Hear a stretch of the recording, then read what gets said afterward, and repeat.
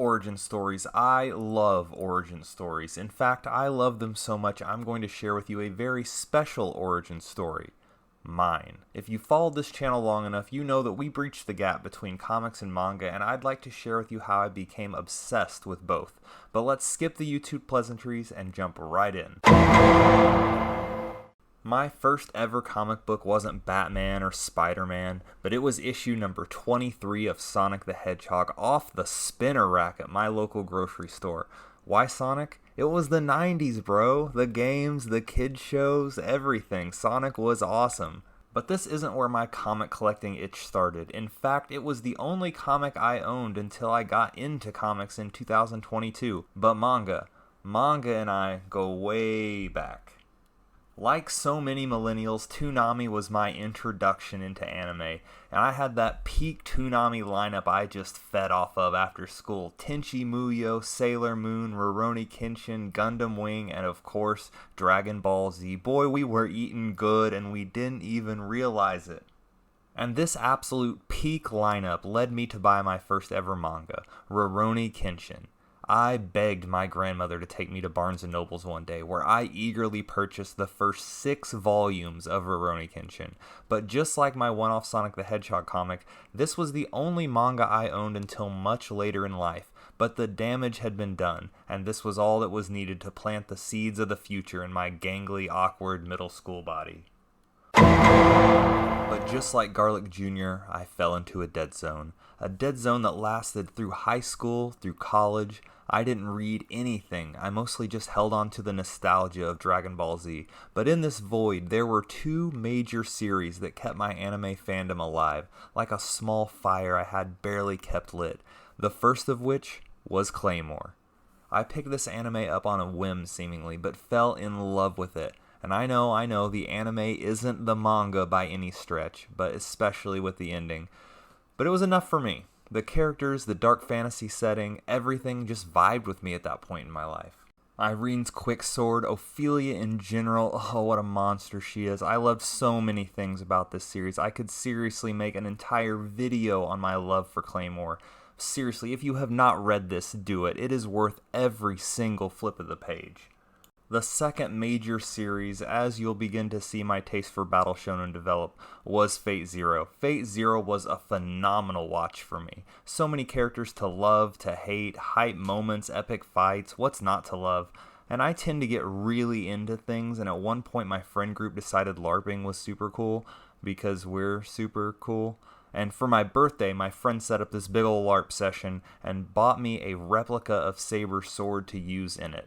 How hype is that? Anyways, I was super into Fate Zero for a while, and it really kind of carried me through this dead zone period of my life.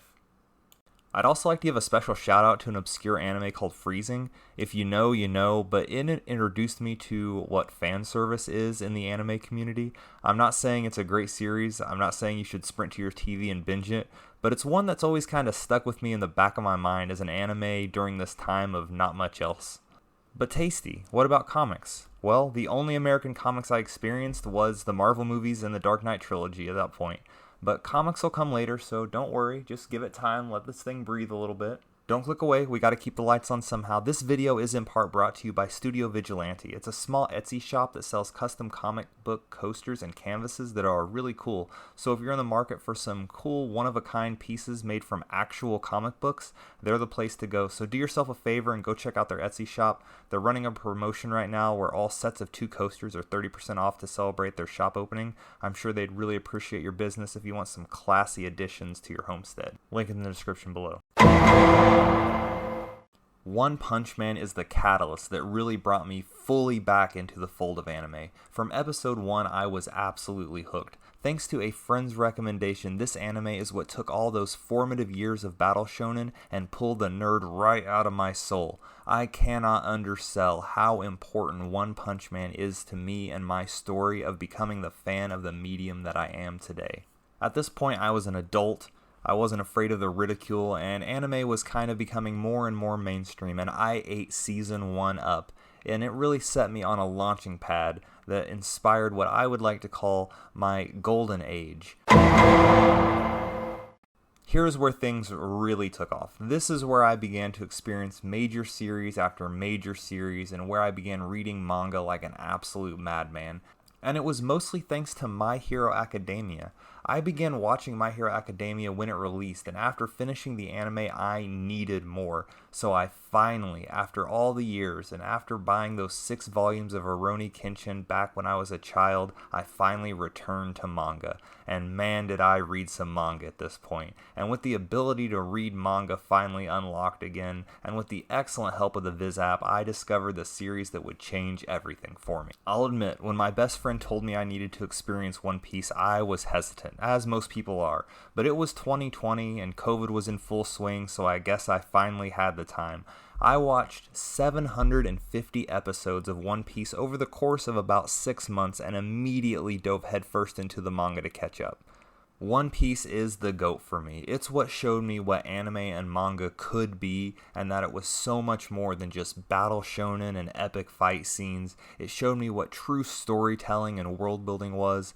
The characters, the everything. Y'all know I'm a huge One Piece guy, and thanks to being familiar with manga from My Hero Academia, I was able to finally take the leap and catch up, and I haven't stopped since. This is also the same time period where I experienced all the other classic series like Naruto, Fist of the North Star, Berserk. I experienced so many of the great mangas out there that I was able to finally read, because obviously reading is so much faster than watching. I was able to experience all of these top tier excellent series, and then I got into comics. Me getting into comics is actually a funny little story. After experiencing so much peak manga, I was one of those American comic sucks guys. Manga's way better in every way, blah, blah, blah, blah. But then again, thanks to a friend's recommendation, I started reading Something is Killing the Children. I read about 10 issues, and by that point, I realized that maybe, just maybe, American comics had something real to offer. The first comic run I read to completion was Deceased. Well, the first part anyway. I started reading comics for free online, just dipping my toes in, but I loved it. The vibrant colors was such a welcome change from the black and white panels I had been used to. The difference in storytelling and pacing, and I began to just absolutely fall in love with the medium.